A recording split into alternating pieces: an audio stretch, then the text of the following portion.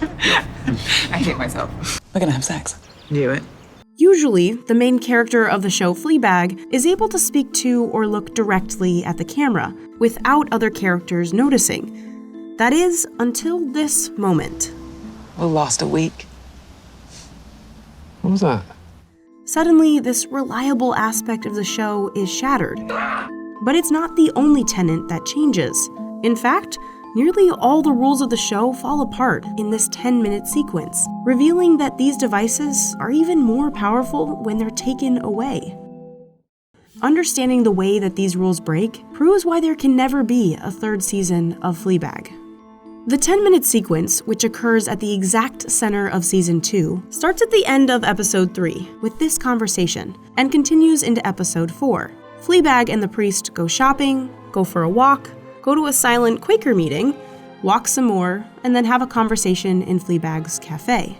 There are 3 main devices that make this sequence different from the 8.5 episodes that lead up to it. Let's start with the most obvious, breaking the fourth wall. The way Fleabag interacts with the camera and the audience is something that immediately sets the show apart from everything else on TV.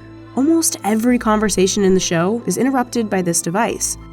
We get so used to it that Fleabag only has to shoot us a look, and we know what she's thinking. But as the show goes on, we get a better sense of why she's so obsessed with talking to and looking at us. It's through her closeness with us that Fleabag remains distanced from other people. I have friends. Oh, so you do have someone to talk to.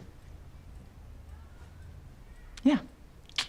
Through the attention that she gives the camera, she remains partially absent and protected from her conversations with other characters. You're being so quiet. Why aren't you saying anything? But in this moment, the priest cuts through this defense. Where did you just go? Throughout the 10-minute sequence, as Fleabag spends the day with the priest, she keeps us in the loop. But it gets harder for her to keep this audience relationship secret the longer she's with him. Take a look at this exchange. His neck. Fleabag says that to us. And you never felt them go somewhere? No, they were already gone. Then she accidentally answers his question to us. On his beautiful neck. What? And says what's meant for us directly to the priest. What? You just said his beautiful neck. This sequence, which traces the progression of a relationship from distant to close to uncomfortably close, challenges her to shed this defense. What is that? What? That thing that you're doing, it's like you disappear. What? What are you not telling me? Nothing. Talking to us prevents her from getting too close to people, and this sequence strips that from her. But her asides aren't the only element that breaks down. The editing style the show is known for almost entirely disappears during this sequence. The easiest way to get a sense of how the show is usually shot and edited is to look at the dinner scene at the top of Season 2. As the scene starts, there are 16 cuts in just 30 seconds, and 11 different types of shots. Compare that to how this sequence begins. Just 3 different shot types, and only 6 cuts in 30 seconds. Now you might think this difference is just because we're comparing a scene with 6 people to a scene with just 2. But even if you dissect other 2-person conversations throughout the show, they look a lot more like the dinner scene. I need to speak to Martin. Martin? Martin. Martin. Why on earth would you want to speak to Martin? It's not just the speed of cuts that changes during the sequence, it's also the style. Throughout the rest of the show, editor Gary Dahlner uses jump cuts, hard audio cuts, and scene transitions that cut off characters mid-word. You know, the most fascinating thing about Father here is that his mother was originally a lesbian. He also frequently cuts across the 180-degree line, breaking a filmmaking rule that helps maintain a clear sense of where characters are positioned in relation to each other. In contrast, Fleabag and the priest scenes during this sequence are framed and edited in a simpler, more fluid way. During the first 2 conversations in the house and on the bench, we get that set up with 3 traditional shot types, 1 medium shot on each character, and 1 wide shot, which they share.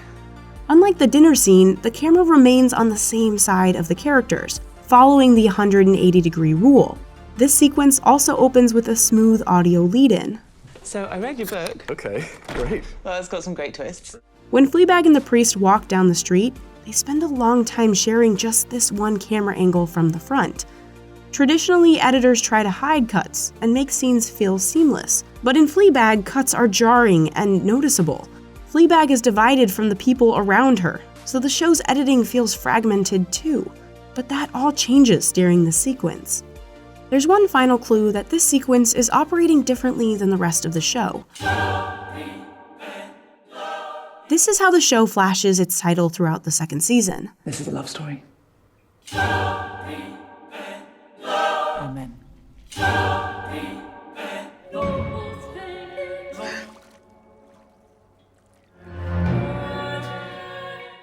This Greek choral singing frequently overlays Fleabag's thoughts about the priest.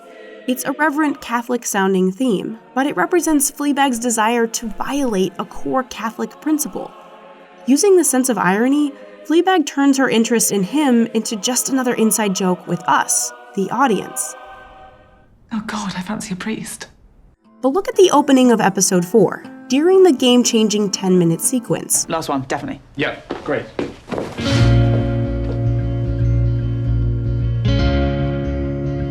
We hear music that is genuinely romantic. When she begins to care more about him than she does about entertaining us, everything shifts. So this sequence stands out, but what's the point in changing the way the show works for just 10 minutes? As Fleabag heals from grief, her dysfunctional relationship with the audience, and the filmmaking language that constitutes that relationship, transform. That's why the show ends with Fleabag refusing to let us follow behind her. This choice wouldn't be as striking without her 10-minute day and night with the priest. During Fleabag's perfect sequence, we get a sense not just of why her relationship with us has to end, but what it's been preventing her from seeing.